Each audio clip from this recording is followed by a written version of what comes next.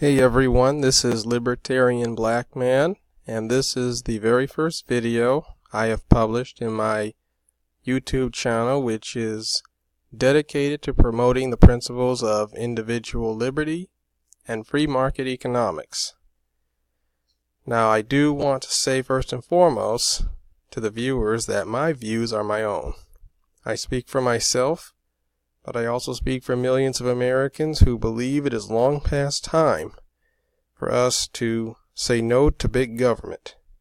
That means saying no to excessive taxation, excessive regulation, and excessive spending by the state. Now, when I say excessive, you may be wondering, well, what do you mean? How much is excessive? How big should the government be? And so on. So we have to be able to compare how our government is to how government of the past was. So the best way to do this is to look at what we started with back during the late 19th century when our country first formed. Under the first administration of George Washington, we had three federal departments: the State, Treasury, and War Department. 3 departments in all, at a cost of $4 million a year.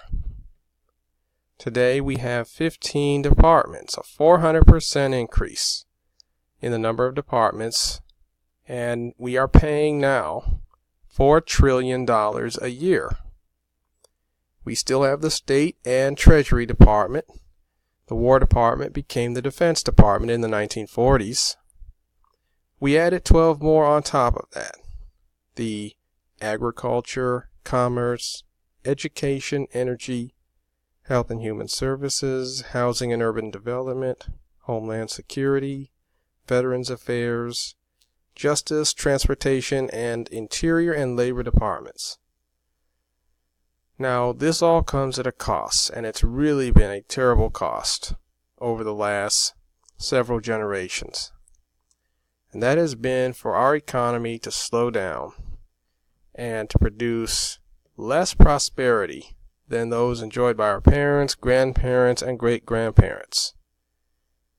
We are now growing at a rate of 2% a year. Is that a good rate of growth? Not if you look at what it used to be. Back during the Industrial Revolution, which was roughly from the late 18th century to the early 20th century, it was not uncommon for us to have years where we were growing at 7 and 8% a year. And you can look at the numbers starting with the Bureau of Economic Analysis. So this website is an official site of the U.S. Department of Commerce. And if you want to see what gross domestic product is, you just go to their homepage. This is the homepage. Go down to gross domestic product. You click on that and you go over to where it says, what is gross domestic product? Click on learn more. You go down and you'll see at the bottom where it says that there's a table that shows the percent change in GDP dating back to the 1930s. You click on that and you'll click on what is an Excel document. And this document will show all the way back to the 30s what each year of GDP growth was. And we have been growing at about 2% now. So this is the document. The column to look at, because there's multiple columns, is the GDP in billions of change 2012 dollars. This column, GDP in billions of current dollars, is not the column to look at because the dollar changes every year. So all these numbers that you see here are going to change every single year. It's not a good way to compare what the GDP was at any given time. This is the column to look at here. If you scroll down to where we are today, 2.2%. That was what we grew at last year. If you notice, we have not seen a single year where we grew at 3% since 2005. We haven't seen a year where we grew at 4% since 2000. And by the way, that's following 4 years of 4%. 7%, which is what we had during the Industrial Revolution. The last time we saw that was in the mid-80s. Prior to that, the last time we saw a 7% year was in the mid-50s. So, if you take the averages of these numbers, you'll find out that in this decade we've seen an average of about 2% per year. During the 2000s, it was a little under 2%, 1.8, 1.9%.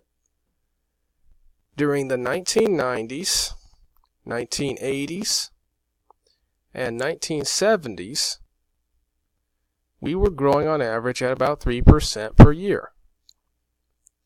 During the 1960s and 1950s, we were growing at over 4% per year, if you average all the numbers up. During the 1940s, we were growing at 6% per year, do the average. The 1930s, we had a Great Depression, so we have a lot of negative numbers. So we were growing at 1% during that decade. To find numbers that go back before the 1930s, you'd have to look at the U.S. Census document, which the title of is Historical Statistics of the United States, and there's multiple documents. This one shows statistics going from 1789 to 1945, but it actually has statistics going back to 1610 as far as census data.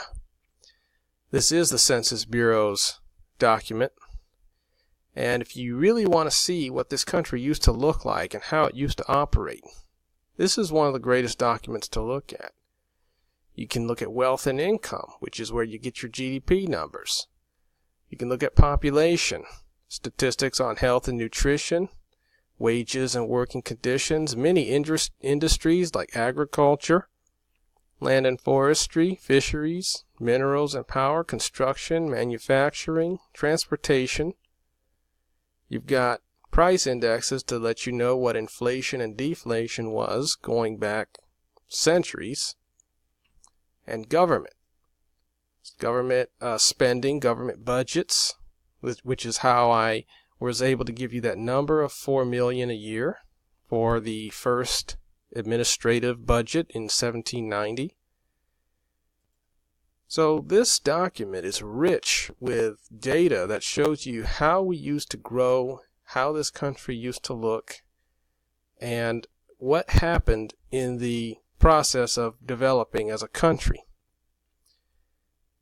And it is abysmal to see that we have slowed down so much. But it goes to the fact that our government makes it more difficult for private individuals and businesses to develop products, to trade with each other. Taxes going up means less money in the pockets of industry, less money in the pockets of individuals like yourself. Less money means less investment. If the government spends too much money, you get inflation, which destroys purchasing power. It's the same as a tax. It takes the ability to invest away from you. Regulations make it more difficult for businesses to compete against each other. And with each new federal department, we've had more regulations, because each department is regulating a part of our economy. So there's so much more to learn about why our economy is growing so slowly. You listen to the news today, you would think that the economy has never been better, but that's just a lie. 2% is not anything to be cheering about. 2% historically is less than a third of what we were growing at when we were in a true phase of becoming a superpower.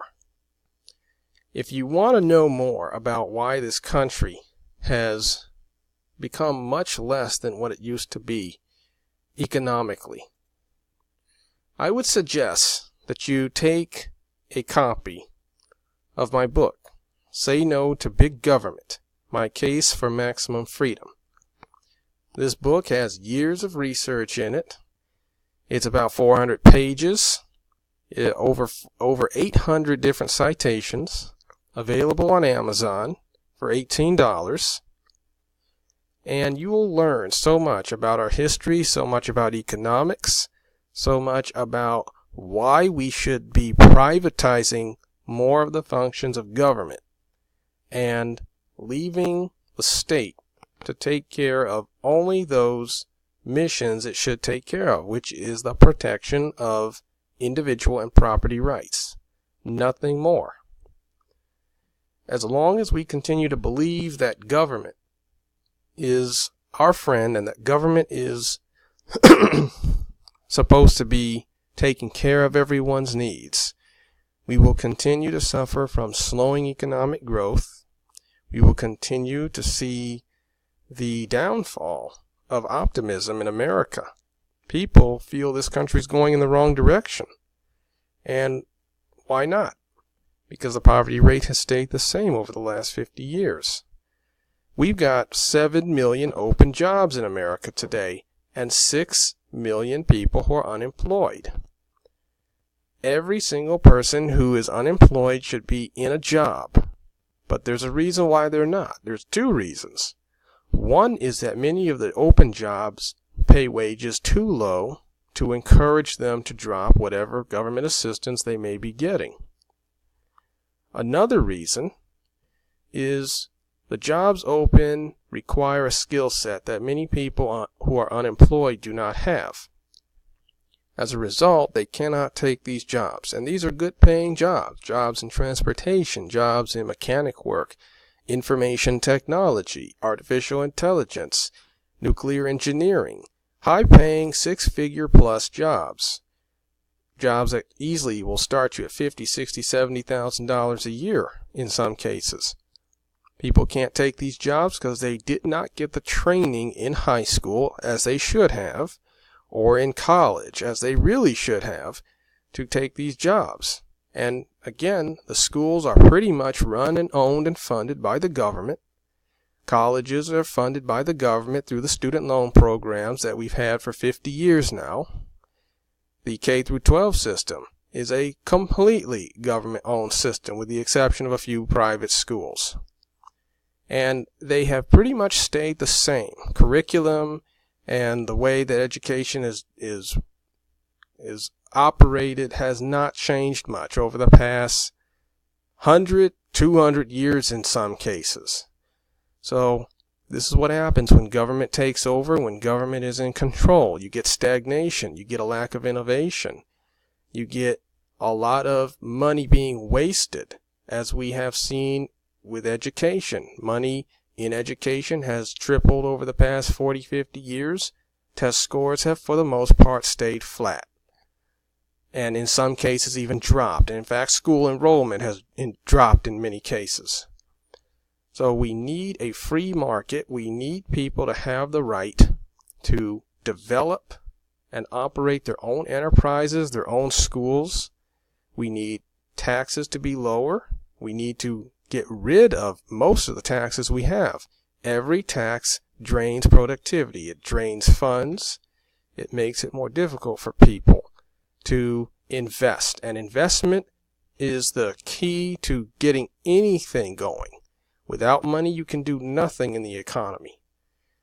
This is only a slight window into our national situation, and there's so much more to learn.